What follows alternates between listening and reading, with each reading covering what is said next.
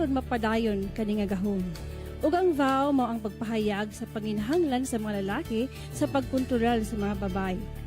Ako si Chanel Mary J. Saison, ang Gender and Development Coordinator sa College of Education Elementary Laboratory School. Maghiusa kita, hunungon ang violence against women. Sa ngalan sa University God Resource Center o Bukidnon State University, nagkahiusa kita sa pag-ingon. Atong tapuson ang violence against women.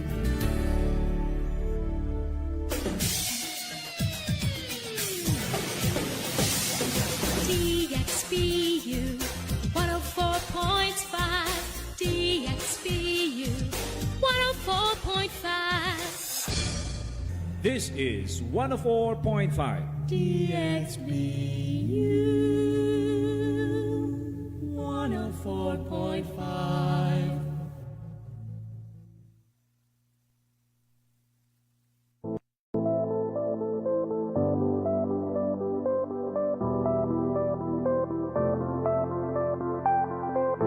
Paminaw, paglantaw o pakigduyog. Karon atong balikan ang mga igting nga kaagi ug mga daghang nahisgutan dinhi sa programang Share to Heal Season 2 nga adunay napulo ka episodes.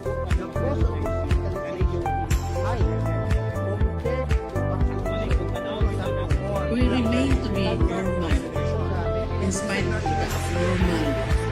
Yung hinahanap natin na protection para dun sa person. Plus yung the individual ways malalagay sa ating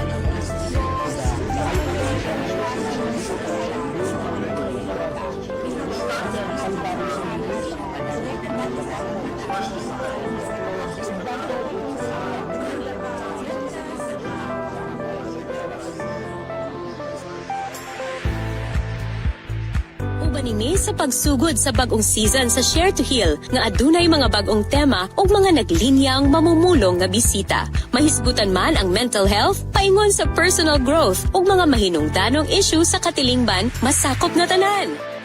Paminaw, pakigduyog, ug atangi ang bagong season sa Share to Heal. Maglanog-lanog matag Miyerkules, alas 9 hangtod alas 10 sa buntag, diri lang sa DXBU 104.5 FM ug Facebook Live. Ang mga nagkalain-laing mga hisgutanan aron kita tanan makaambit sa saktong impormasyon. Kini ang pag-ambitay daw ag kaulian, Share to Heal Season 3.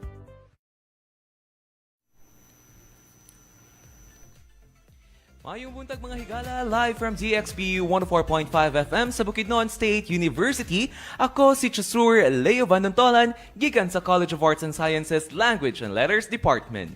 Maayong buntag mga higala, ako si Attorney Pierre P. Rubio Zamora from the College of Law. Greetings to our smart University President, Dr. Joy M. Mirasol, Vice President for Academic Affairs, Dr. Hazel Jean M. Abuela, Vice President for Administration and Finance, Dr. Dante S. Victoria Jr., Vice President for Culture, Sports, and Student Services, Dr. Lincoln V. Tan, and Vice President for Research, Extension, and Innovations, Dr. Karina Joan V. Barroso. Ug sa tanan smart BukSU employees and students, and to all our active listeners of BukSU-dxBU 104.5 and viewers in our FB Live, maayad ha aldaw ta inyo alan.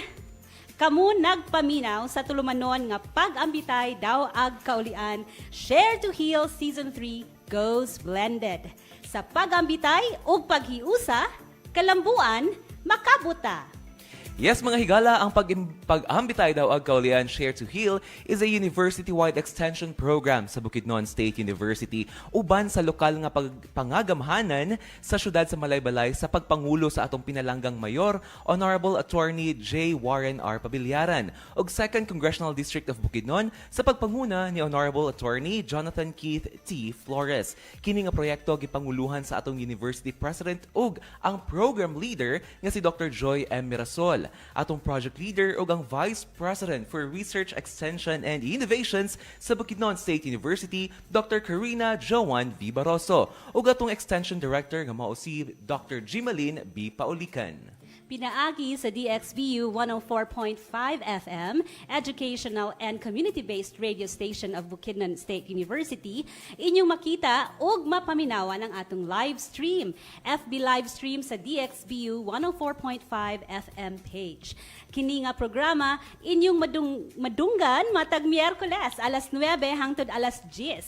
Sa buntag atong batasanon ang pagpaminaw ni ining programa nga gahatod kanato sa mga impormasyon alayon sa lahi-lahi nga dimensyon sa proyekto.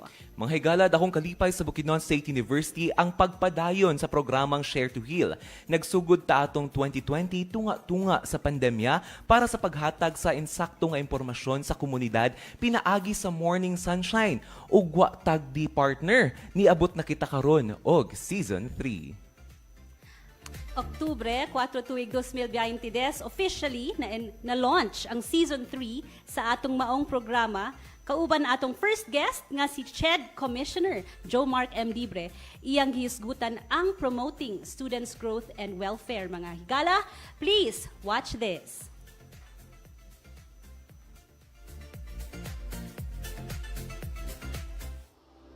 Paminaw, paglantaw o pakigduyog. Nasayran nato sa miagi nga episode sa Share to Heal Season 3 ang hisgutanan bahin sa Usap Tayo, Promoting Students' Growth and Welfare.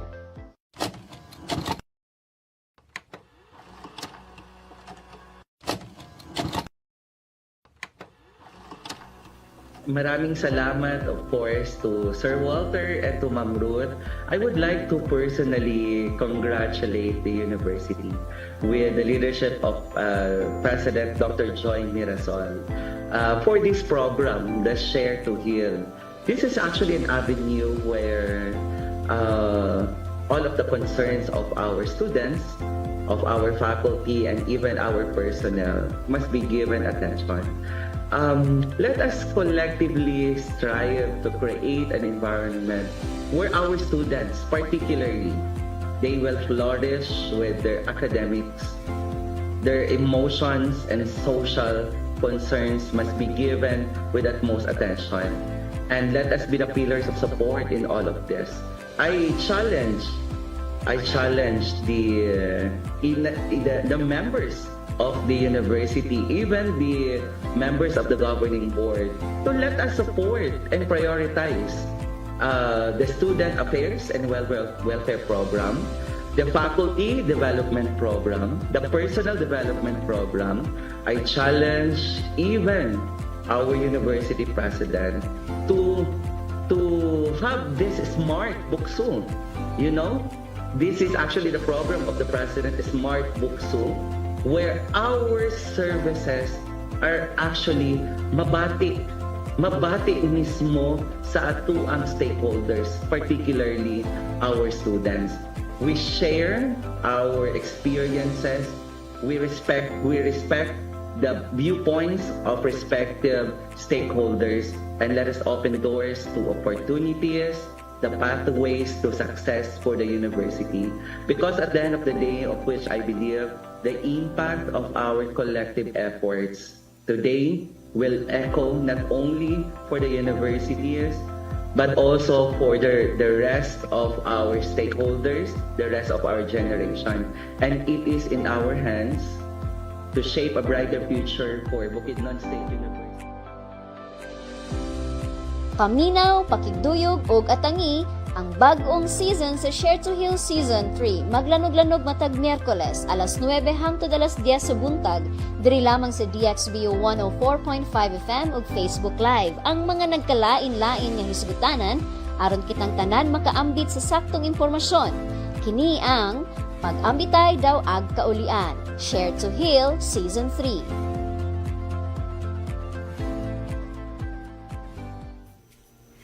Grabe gyud kamalampuson ang panguna nga yugto sa atong Share to Heal Season 3. Ug dako kaayo ang atong pasalamat sa Bukidnon State University administrators nga gipangunahan sa atong presidente Dr. Joy M. Mirasol, kauban ang atong Vice President for Administration and Finance Mr. Dante S. Victoria Jr. Atong tanawon ang video sa ilahang mensahe.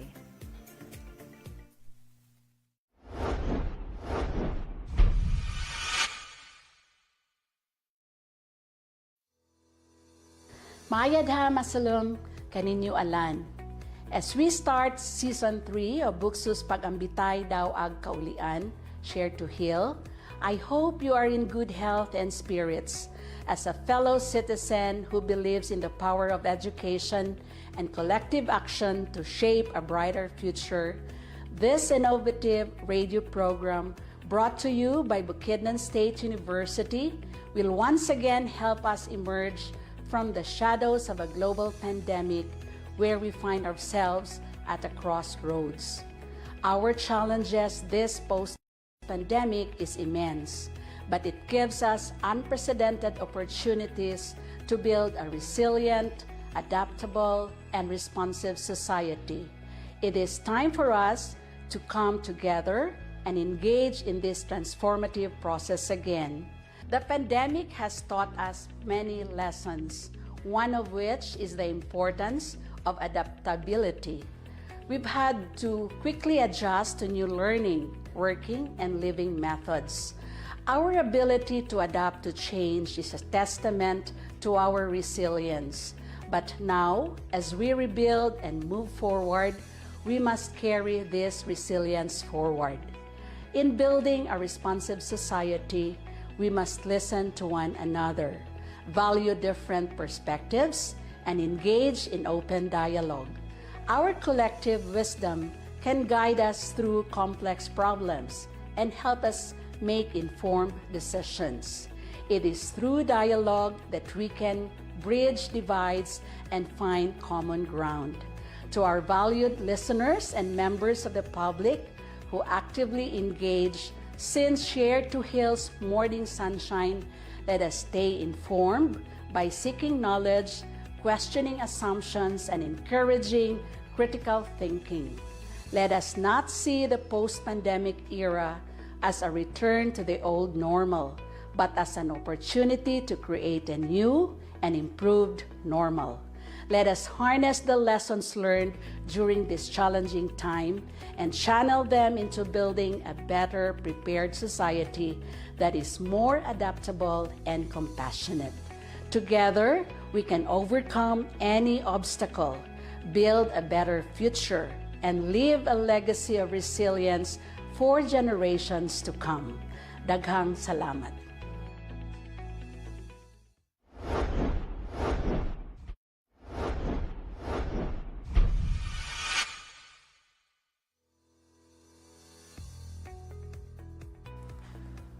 Ladies and gentlemen, today we are excited to launch the third season of our university's extension program, Pag-ambitay daw ag kaulian.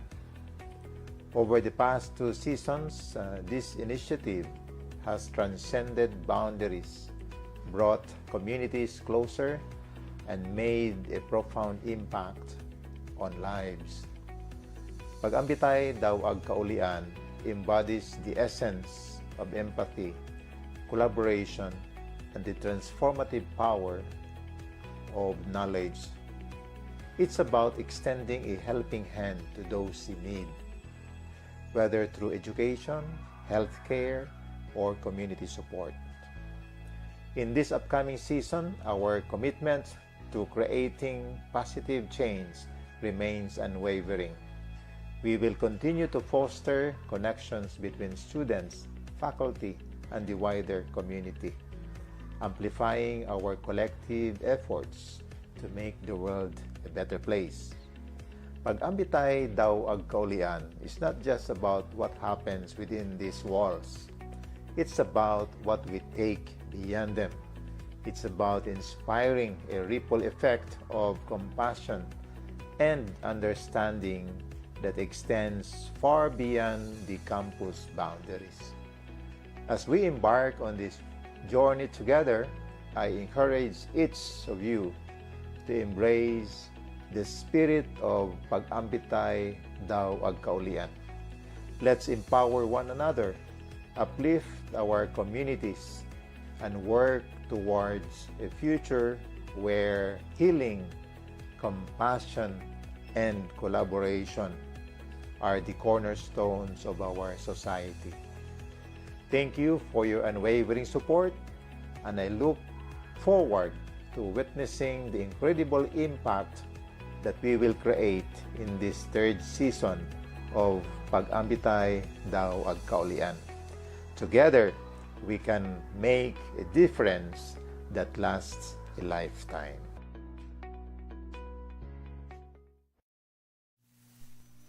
Daghang salamat Dr. Joy Mirasol and Sir Dantes Victoria Jr. sa inyong makanunayong suporta sa itong programa nga Share to Heal. From day 1 of Season 1 until Season 3, nagpaluyugid perminti ato ang mga officials diri sa Bukidnon State University. Partner? Yes, thank you, Partner Chas. Welcome, mga higala. Kamo gihapon ga paminaw sa DXBU 104.5 FM. Giaghat nato atong mga tigpaminaw to join the conversation by using our official hashtag #ShareToHeal Season 3 Goes Blended on Facebook and other social media platforms. Chas, partner, before ta magsugod tagay ko gamay nga panahon to greet our law student practitioner volunteers nga naa karon sa Kasisang National High School nga giubanan ng atong mga estudyante diha aron maminaw aning atong importanteng hisgutanan karon.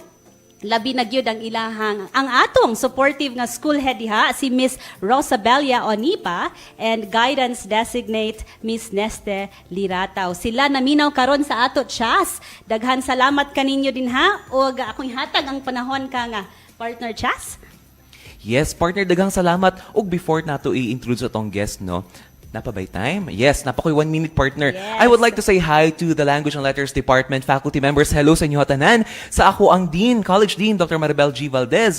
Sa ako ang immediate boss, Sir Dantes Victoria Jr. Sir, thank you so much for allowing me to be here today, sir. No, despite sa ato ang mga schedules these days, you know, laban lang, partner. Laban.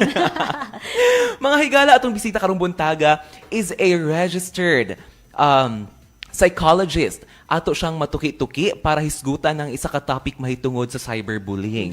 Partner, me personally, I've experienced bullying before and I know dili gini siya lalim. So, atong bisita karon medyo lalum gyud ang ato ang discussions karon, no? Kay dili lang ni siya gakahitabo sa mga bata, but naapod ni siya sa mga edad-edaran na nga nga issue rather.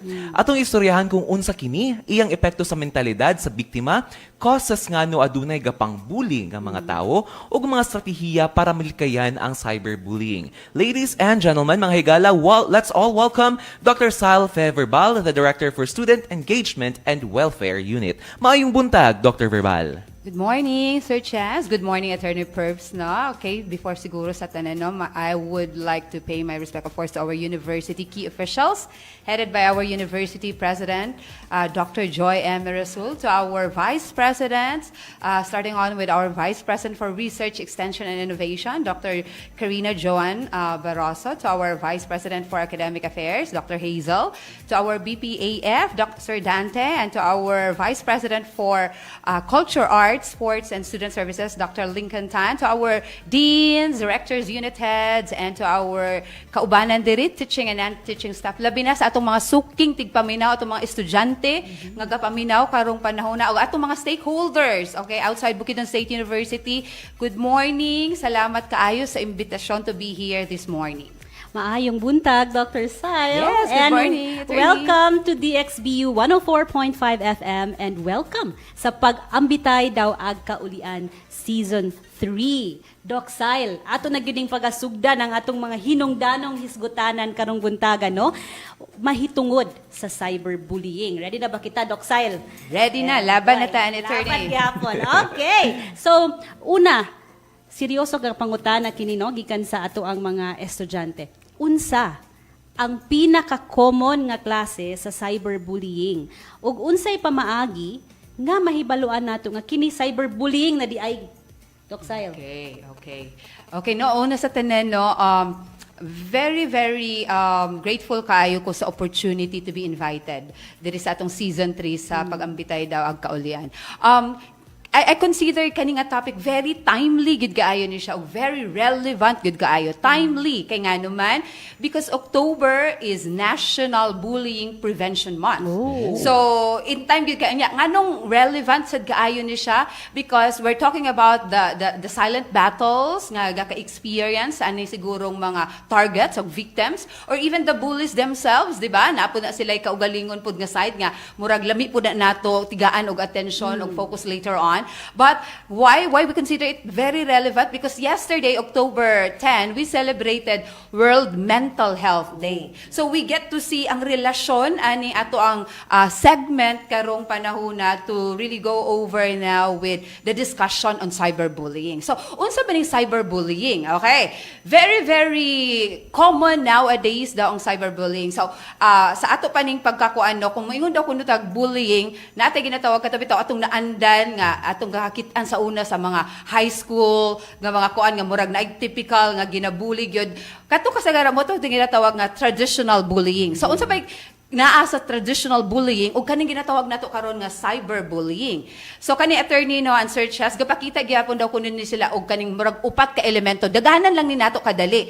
Now unsa man daw ning 4 core elements sa bullying nga makit-an sa traditional o karon sa cyberbullying. Number 1 is naay repetitive act. So kung makit-an daw nimo nga murag halaka repetitive naman ni gabalik-balik naman ni siya. Kay kung makit-an daw na nato nga murag joke lang daw na siya, uy basig joke ra to. Halaka na it forms a pattern naman. Gabalik-balik naman nga murag iya man yung gainitan ko. Kana man gyud iyang gistoryahon sa ako. So unsa ni siya? There is repetitive act. It forms a pattern already. Second, there's the intention of 1, harming, causing humiliation, harassing, or humiliating another person or a group of people. So, ang nakahatag lang dayon ani sa cyberbullying is nagamit na siya o ginatawag nato nga mga digital devices like cellphone, smartphones, di ba? Laptops, tablets, desktop. So, muna siya ang medyo nakalahi sa cyberbullying. Now, thirdly is naatay ginatawag nga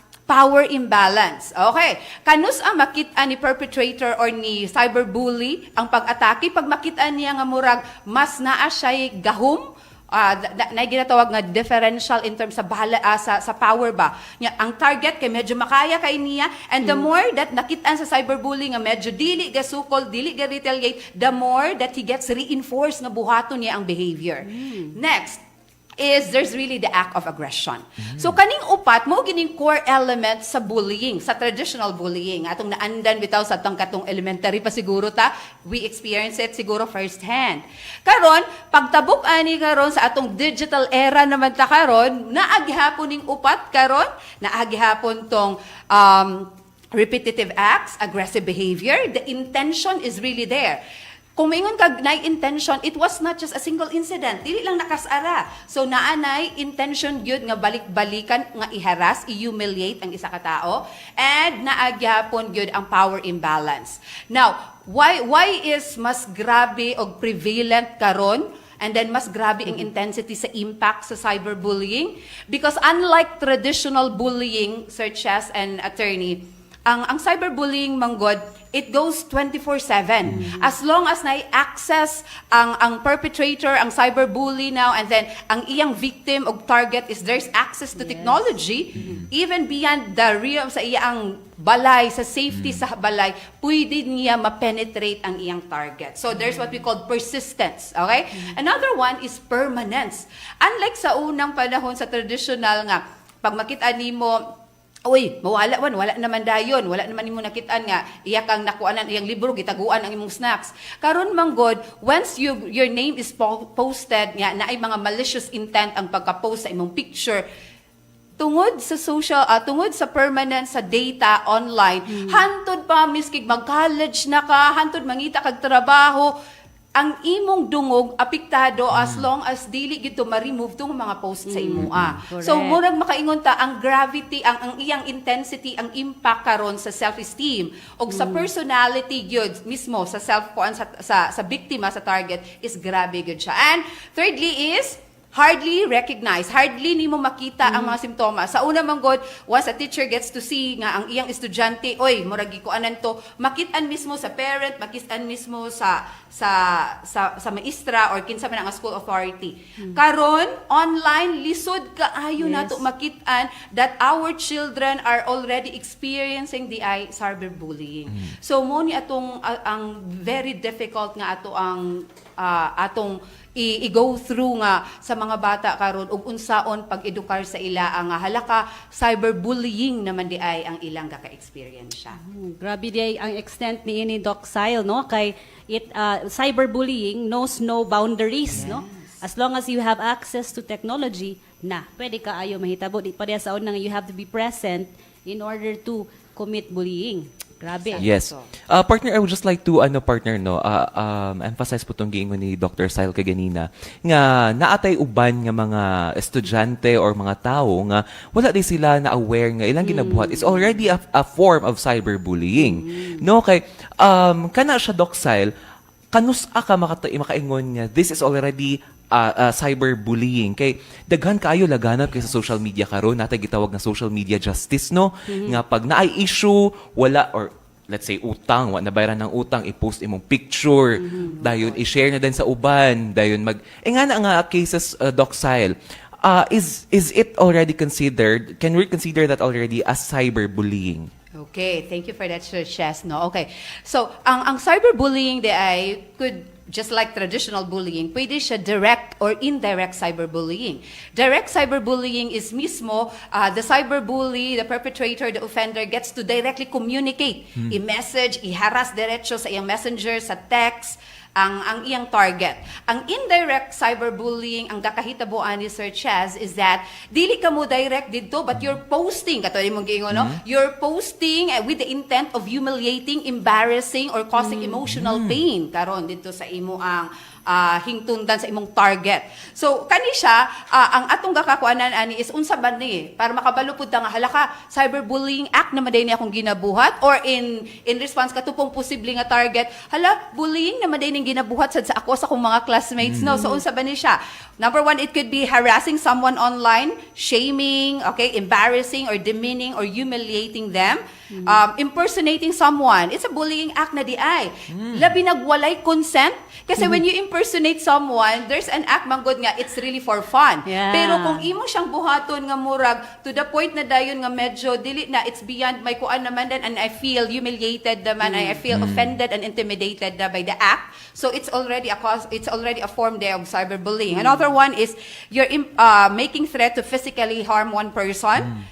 Posting or texting something that is obscene, okay? And then kaning pinaka-alarming karon labi na sa mga kabatan-una no, kaning sexting, sending photos. Okay, the perpetrator, the offender, the cyberbully gets to send photos or ask photos nga kanang mga videos pertaining now nga ingon so it's already a form na of cyberbullying din.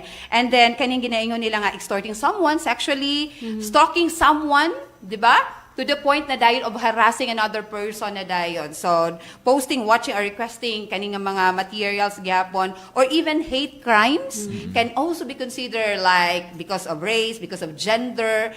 These are some of the things then nga feeling nato ay basig normal ra man na sa barkadahan nga mag-istorya ta. Pero balikan nato ang core, di ba? Katong core elements, repetitive naman an act. And then there's an intention naman. There's a malicious intent. Then padulong na dayon na siya into aggressive na dayon nga behavior later on. Mas mo worse na dayon na siya. Yes. Partner, one more partner before ta mag-move on sa ato ang next nga nga question jud para kay Dr. Xyle. Dr. Xyle, it's very interesting, you know. I'm very interested with our topic this morning. Kay dili lang sa first hand experience nako siya, no, tong batanon pa ko, although bata pa ko. Oh, no? Pero nagita mga experiences before nga abi na to binuang lang pero sa imong giingon is already bullying.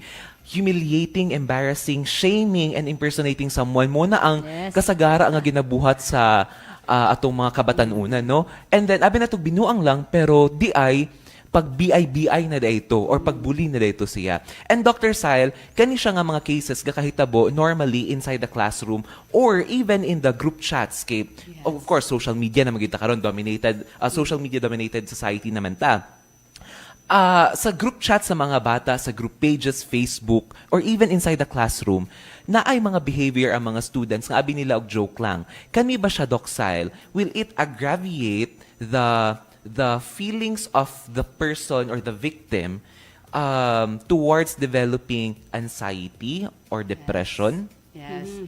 Okay, kana very kana nagyud na diha na magsugod na din ang mga silent battles diha nila no. Okay. Kasi pag moingon manggod tag cyberbullying there was a study daw lagi conducted daw by DepEd that 1 out of 3 Filipino students get to experience cyberbullying. Wow. Imagine how prevalent ingon ana siya 1 out of 3 Filipino students. And then asa din ni siya na siya positive correlation. The more ang incidents nga sa cyberbullying, the more ang increase niya sa risk of developing na unsa anxiety, clinical depression, isolation ug other forms pa. Kay ang kakahitabo manggod ani Sir Chas no is that when a person gets bullied na dayon, dili ni siya katubitong ginatawag niya nga ipagawas mo na siya. Muna yung ginatawag internalizing problems ni siya. The energy is really towards the self. Padulong sa iyong kaugalingon. So instead of questioning the bully, the cyberbully, the perpetrator, nga ano yun yung gabuhaton sa kuha, nga ano yun ani, dili na nila makitaan nga ora. Ang ilang kakakitaan ana is padulong sa ilang kaugalingon ang naay problema. So diri ga-develop ang clinical anxiety. Daghan kay tag klase-klase, di ba? Klase-klase man gud ang anxiety. Isa sa pinakakuan gud nato is that mag-develop og social anxiety disorder. Kasagara kani kay tong mga high school students, technically they really are very conscious. Tan-awa gali day na sila. Ang ilang way of defense nila is ga-jacket na sila, gahud na sila, gamas gud na sila. And then manotice din na nato nga naman, it could be a way of really covering themselves because of anxiety, because they are afraid to be scrutinized, they are afraid to be humiliated, because they have experienced this siguro online. Another one is of course katong worst na gyud is when they develop panic episodes na gyud dayon. Because ato ning makuanday nga ngano kanus ana ko mabantayan nga ang isa ka estudyante or ang akong anak na ana ba siya experiences of cyberbullying. Number one is that there is an increase or decrease use in the digital device. Makita nimo hook kaayo siya or nakita nimo wala naman. Dayon makitaan sa nimo nga nganong galahi-lahi man iyang Facebook account. Karon nga kuan lahi naman pod, lima naman ni ka Facebook account. Or every time mag-beep bitaw iyang kuan motaranta siya, murag mokalit siya ka there are really behavioral manifestations nga every time nga naay mahitabo siyang cellphone or secretive na kaayo ang bata, probably di na kay gaduol, galayo na, and then apektado na pod siguro ang pagtulog, pagkaon. So once you notice that there are changes in the child's behavior and probably matanaw nimo nga increase na pud kaayo ang iyang screen time or probably iyang time online, then we could siguro makahuna-huna ta maybe there's something going on sa iya karon sa iyang online nga kuan, so which would eventually impact na dayon sa iya ang the way he or she sees himself, yung self-esteem. So, mo ta kung giingon, internalizing man siya padulong. So, mo develop na siya anxiety. And at some point in time, pag naa siya anxiety, niya gusto niya i-overcome iyang anxiety, dili niya ka-overcome ang anxiety, hantod maghimo na sa siyang comorbid na sad niya. Naa na sa another nga mga manifestation, nag-develop na sa siya depression or clinical depression. Kay gusto na ko mawala akong anxiety, gusto na ko kuan hantod diha na dahil magsumpay-sumpay, and worst part of them is that the child develops suicidal ideation. Na siya thoughts of inflicting pain sa iyang kaugalingon or harm. Hantod nanay attempts. O ang pinakasimbako-simbako mahitabo is it resorts now into incidents of completed suicide. So muuni ang atong pinakakuan nga, why are there silent battles man? Nganong dili man nila ginakuan? Because first and foremost, number one is they really are afraid of retaliation and revenge. Mahadlok sila. Mahadlok sila musturya sa ginikanan, sa maestra. Kay kabalo sila any moment they're threatened man that they would really be balikan sila. So muning isa sa ato ang gakuanon karon on how we can penetrate these targets nga matabangan sila kay dili man sila mismo gaingon silang kaugalingon nga gapanahanglan sila og tabang. Wow. Yes, thank you so much. Very, kuan kayo, no, very elaborate kayo ang discussion ni Dr. Xyle ani. Actually, Dr. Xyle, kato siya imong answer ka ganina that prompted me to ask this question. Being kinana magitay makita ang mga physical signs, no? Natay makita ang physical signs sa imong giingon, aloof na ang bata, cover na siya sa iyang self, di na ka siya mutingog, naagi siya physical signs. Being parents or even educators, how do we mitigate these symptoms or how do we alleviate or help these victims? Okay. Kana gyud ang pinaka-importante na gyud diha no kay these children really are in the vulnerable sector pa gyud in town kayo ni sila. So morning ang ginakuan nato karon ang paghatag og psychoeducation, di ba? Awareness gyud sa pamilya kasi when we talk about cyberbullying or even bullying itself, it's dili lang na siya na ay ang problema kay katurang bully dayon ang ka-develop og trauma later on or na ay problema sa iyang internalizing problem is ang katurang biktima na dayon. We call it systemic in nature. When you say systemic in nature, atong tigaan og pansin nga mubalik gihapon siya sa eskwelahan, mubalik gihapon sa pamilya, mo na ang ga-develop og karong mga when we talk about unsa bay mga polisiya, dili lang ni ga-involve of rehabilitating or putting the cyberbully or the victim sa iya into treatment or session. Ga-involve gid siya sa pamilya. Kasi kani nga mga bata manggod most likely magsugod biya ang even bullying elementary years down to ang ilang pila ka importante gid nga angklahan sa social support gyapon nila is ang ilang pamilya. So importante i-psychoeducate and then even going over with screen time na ay responsible screen time, tudluan ni siya magsugod gid siya sa panimalizer chest. And then dito mismo ang pag-delineate bitaw, tudluan mismo ning mga bata even 6, 7 teach them nga kani when it goes beyond this one na dili na ni siya ate, dili na ni siya pwede, dili na ni tolerate. That's why kani akong usay mga anak no pag moingon na nami ikuan man ni ko mangutana gyud ko kapila naman ni nabuhat. Ikakuan naman ni kay balik ka na to tong element sa bullying. Kay base na timingan lang to na nabanggaan lang. So it was not just unintentional na ito. So i-educate gyud nato ang mga kabatan-unan ani kay miski kani atong ginatawag ng mga cyberbullies, they are simply probably sa psychological ko they are projecting ramampud god nga ilang gusto mabuhat nga di nila makaya gina-project pud nila sa uban. So muning daghan pud siya interest ang atong tigaan og focus po dili lang sa atong mga targets or biktima apan kanipong mga ginatawag natong offenders or mga batanon or kaning atong mga estudyante who are doing the bullying act. Wow, yes, thank you so much for that, Doc Xyle. Daghan pa kong pangutana, Doc Xyle, no? Pero I'm gonna turn you over to Attorney Perpi. Kaya I know si Attorney Perpi herself has a lot of questions pod. Grabe ka interested ko no sa mga sa ani nga topic partner Chas no. Yes. And isa siguro before ko mo ask sa next question, importante pod siguro sa that parents are given this kanibitang discernment kung kanus agyod angay tagaan na nga itong mga kabatanunan og cellphone or any technology that may be used as a means to commit cyberbullying. No? So anyway, going to the next question, Doc Xyle, kay nasturyahan nato ganina earlier that kani common gid ang cyberbullying labi na karon sa panahon nga grabe ang technology no easily reach sa mga tao bisag kinsa aduna nay mga cellphone. So dinhi sa university aduna ba kitay mekanismo nga aron nga ma-address ang cyberbullying sa imuhang eksperyensya, epektibo ba kani nga mekanismo? Or siguro before you answer that, Doc Xyle, naana ba kitay mga reports gihapon no of cyberbullying diri sa university? And then how do we address this bullying incidents dinhi sa university if anaaman? Okay. Thank you for that, Attorney. No? So far sa amo sa office under the student welfare and engagement, marag dili ka na dito siguro wala kaayo na namo wala kay incidents sa amo lahi nga medyo siguro nga unit ang in charge gyud for this report, but we get to hear several instances of this kay tungod lagi aning mga naa sila'y problema nga muadto sila sa ato for session and then kung atong balikan og unsay mga root cause ani ay incidences man di ay probably kanang ka-receive sila og mga reports nga they are being hated daw because of gender. May inaanak nga mga kwan. So, cases na siya of bullying then. And then, napailang gitawag nga doxing ka nang dili ka magustuhan. Then, i-post lang dayon ang imo ang personal data online and atakihon dayon ka sa klase-klase na dayon nga mga member siguro ana nga group na ay mga instances gud ana nga gaka-receive nato even when I was also pa dito sa College of Arts and Sciences as guidance designate. So several clients, several students of ours have been reporting issues of them also experiencing this kind of bullying.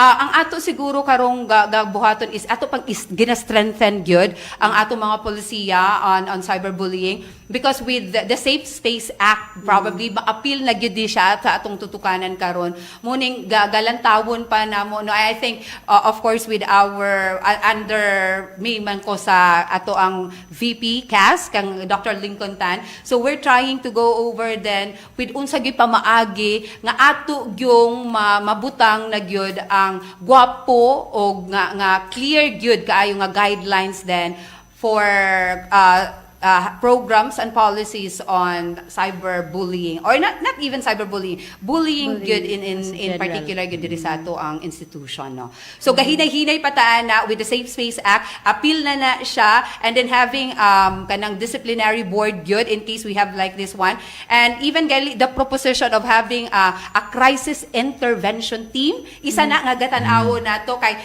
part man gud sa Safe Space Act I think nga atong ginaplanuhan na gyud nga kamulo na karon is ang pag-develop I think with along with Mama Riza ang mental health core team nato. Part sa mental health core team gyud is naa na gyud na atong crisis intervention team. So kung naay mga kaso ngayon ani far worse is niabot na gyud sa grabe nga naa mga suicidal ideation and attempts, diha na din mo action and in that way we can really further and strengthen na dayon whatever policies that we have on bullying and even on specifically on cyberbullying. Yes. Partner, time check no. It's 9:40 a.m. Partner, I believe we have field reporters, partner? Yes. Ato kanin silang pantawgon Doc Xyle. Naakita yung mga segment nga share to care din sa ato ang programa no. And aduna tay kauban gikan sa social media.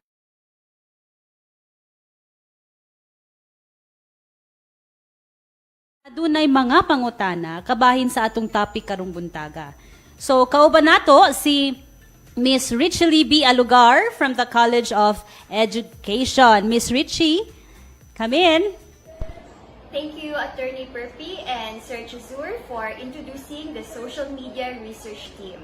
Earlier, we have heard from Dr. Xyle some important reminders on the needs for awareness, education, and collective effort to combat cyberbullying.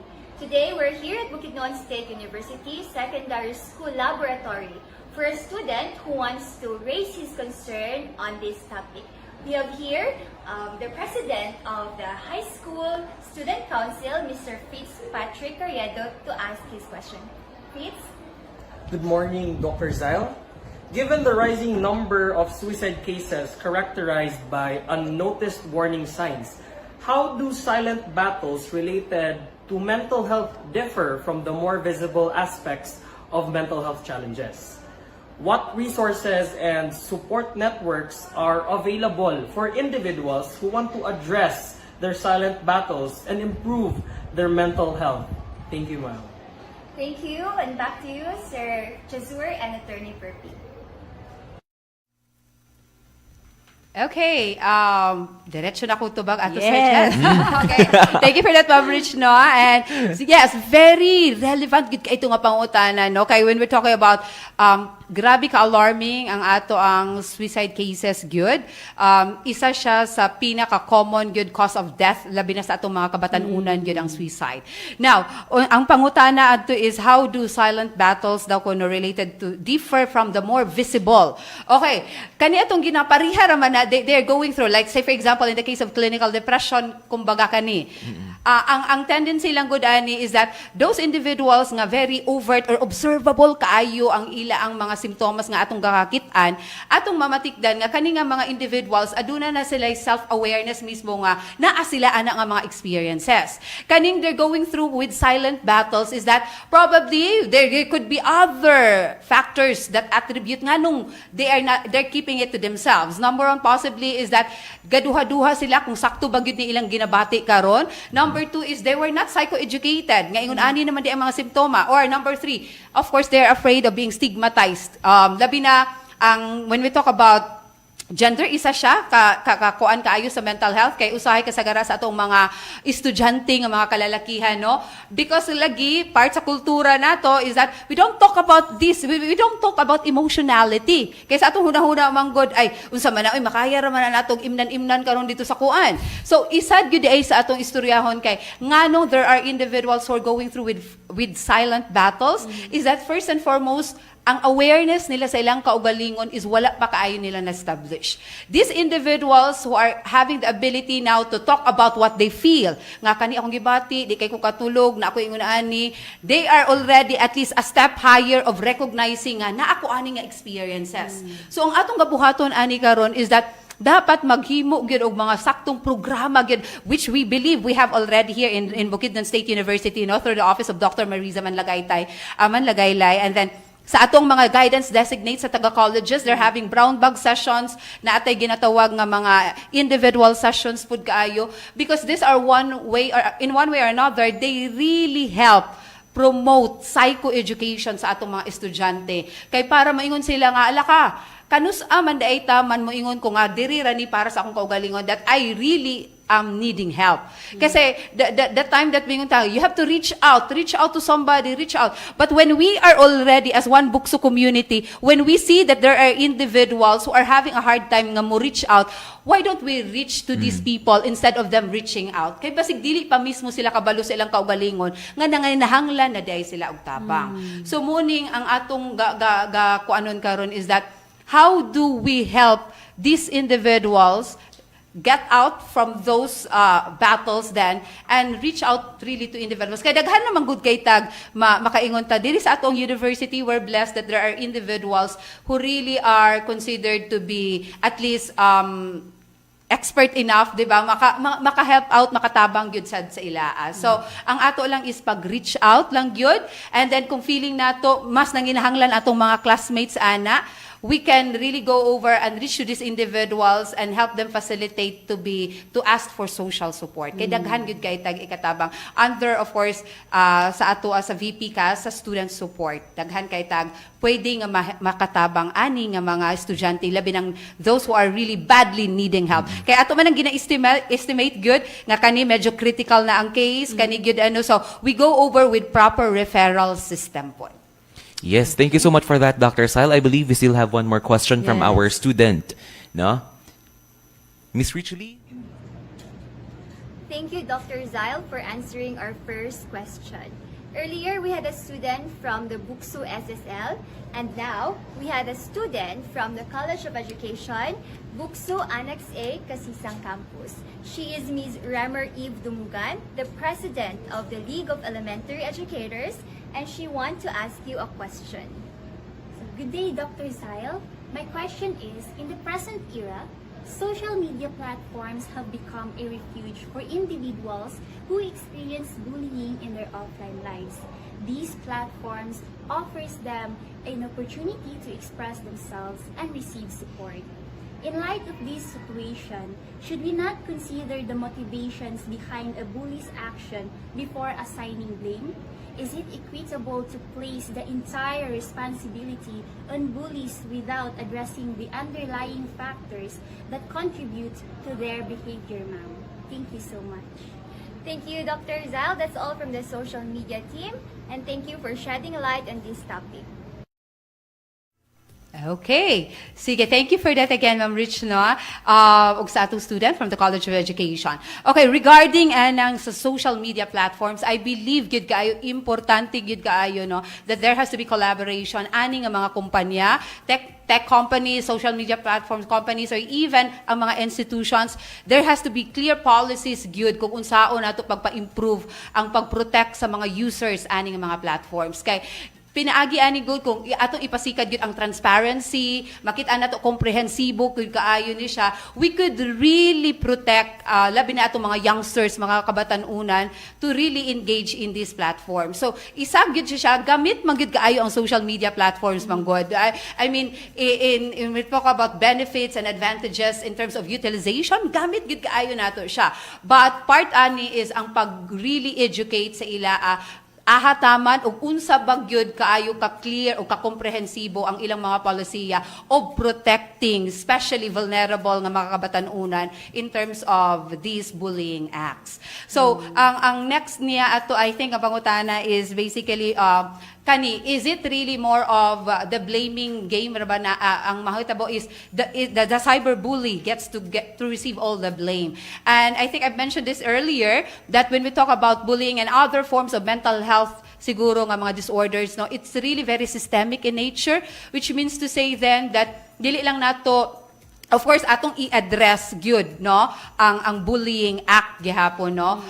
Labi na kung mutabok na ni siya nga naanay mga implications sa legal implications, pero ato yung tumtuman gyud labi na dako pa ang bata, formative years pa ni nila, ato yung i-psycho-educate nila nga there has to really be that sense of agency, that sense of accountability. Kay kasagara man gud sa mga bully nga dako ko ani kay bully victim pud siya. Bullied pud siya when he was growing up, and then later on he become a bully himself. So kani nga mga issues bitaw mo ni atong angay tutukan pud nga, of course naapod ni sila kaugalingon nga experiences, that's why ni resort sila into this bullying acts. But we always get to really point it out to these children nga there has to be sense of agency and accountability. Dili porket nabiktima ka, imo na puding buhaton. So it's really the choices that you make. So we will have to really impart on this karon siguro, no, kay part sa ato agid ni dire as one BukSU community is that the power of words importante kaayo ug unsa atong gina-post, unsa atong ginasturya, dako gyud kay ni siya impact sa atong isig kaingon. And mo na ilang ginaingon that even if we resort to these things right now, dili man gyud malikayan nga naay panahon, dili mata 24/7 gaatubang sa atong mga anak. But if we have educated these children, no, ato na silang naingnan og asa ang boundaries, asa ang limit. So mas nice sugdan sa panimalay nga naamoy box bitaw, butang the cellphone box kay usahay di man gud malikayan sa eskwelahan.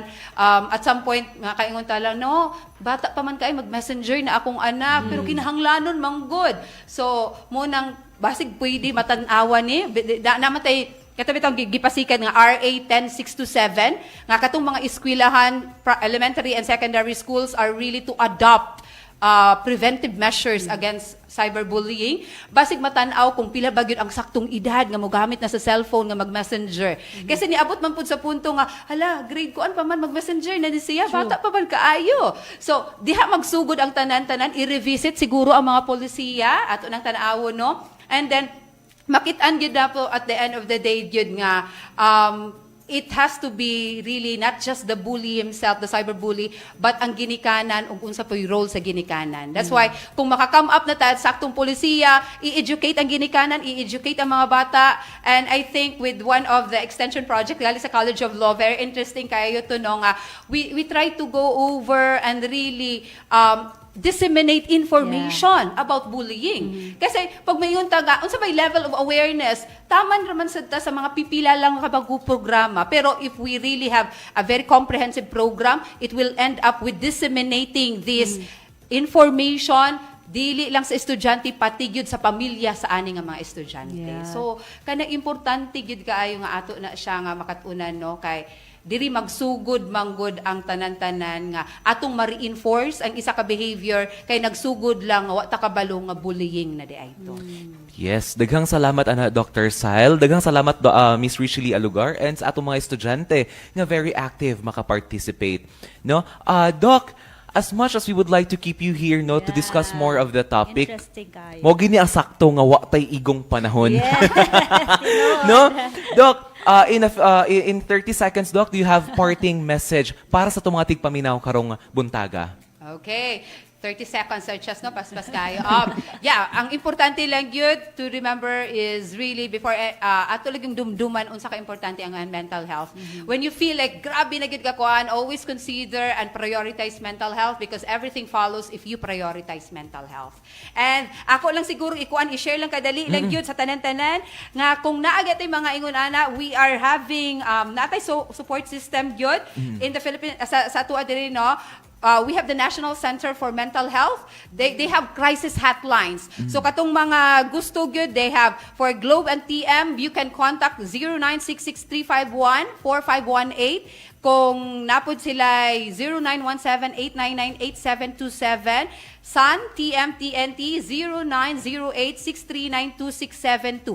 This is the hotline from the National Center for Mental Health nga crisis nga kung natay problema, psychiatric emergency, suicidal thought, depression, grief loss relationship, cyberbullying and so on, you can contact these numbers. Daghan gid kay ta, even DOH, Department of Health, naagyapon ni siya mga hotline, so please feel free to reach out kay daghan gid kaayog mga ginatawag nilang hotlines and chat services readily available 24/7 good to go over with your concerns. Specifically, labi na kung naani siya about bullying, which resorts now into anxiety or depression, or unsa pa ng common nga mga mental health issues nato. Yes, thank you so much for that, Thank Dr. Xyle. you. It's a good thing na naminaw si Dr. Joy at ang director, dirikaron silang Sir Gilbert, no, silang Sir Rod, no?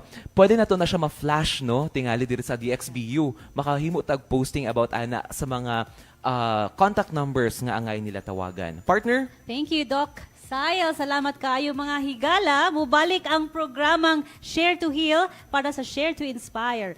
Human sa pipila ka pahinumdum.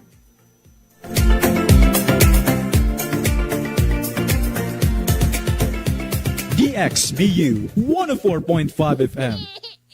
Mama, gigutom na ko. Kajut lang jud anak ha. Ako sa patulogin ni mong manghod. Ay na din tika pakanon. Kajut lang gid anak. Susan, ano mong pagkaon diri? Gigutom na ko. Ako sa ngiyanda mong pagkaon. Kajut lang gid kayo. Ano mo ora man ni? Ha? Unsa man ni klase nga pagkaon? Kani? Kasamok boy. Ha? Maura man ni ang naa. Ayaw kong tubag-tubagab! Ayaw na. Sagto na maluik ka. Kababainhan, dili pasakitan. Sila ang higugmaon ug ampingan kini nga pahinumdom gatod kaninyo sa mga development communication students. Bukidnon State University is a special place for teaching and learning. Its vision is to become a premier institution of innovative and ethical leaders for sustainable development. Its mission: the university shall primarily provide advanced education, higher technological, professional instruction, and training in the fields of education, arts and sciences, public administration, information technology, accountancy, law, and other relevant fields of study. It shall also promote research and extension service and provide progressive leadership in its areas of specialization. BukSU Quality Policy. Bukidnon State University is committed to produce globally competitive and responsible graduates through excellent instruction, responsive research, sustainable extension, and quality production for the highest satisfaction of its stakeholders. Bukidnon State University. Educate, innovate, lead.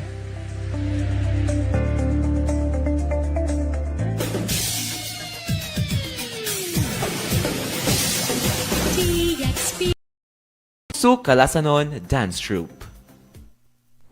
In 2017, the Islamic city of Marawi, the capital of the province of Lanao del Sur, Mindanao, Philippines, was understaged by the combined forces of the Mauti and Abu Sayyaf groups, which were supported by foreign jihadists. And for 3 months, the Filipinos were gripped by fear and terror. Everyone was at loss. Everything was displaced. The whole nation and the world watched as this part of the country endured this ominous armed conflict. The Filipinos had nothing but their faith and their collective hope to survive this war within its shores. It was the same war that broke not only the homes of many people, but also broke bones, hopes, and dreams of its residents. It was the war that crushed so many lives, including the lives of the unsung heroes of the armed forces of the Philippines. In the moments when health was oblivious, food became scarce, and clean water was so limited. It is in these moments when resources are in short supply that people start appreciating their value. Water is life. Water sustains life. This is the untold stories of our soldiers during the Marawi siege, all the other plants and animals that live there too.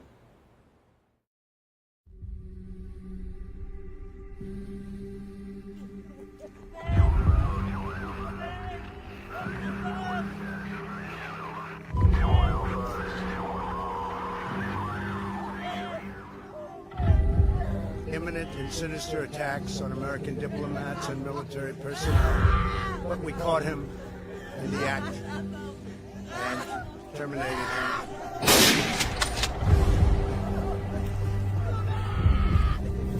Under my leadership, America's policy is unambiguous to terrorists who harm or intend to harm any American. We will find you, we will eliminate you, we will protect our diplomats, servicemen, all Americans, and our allies.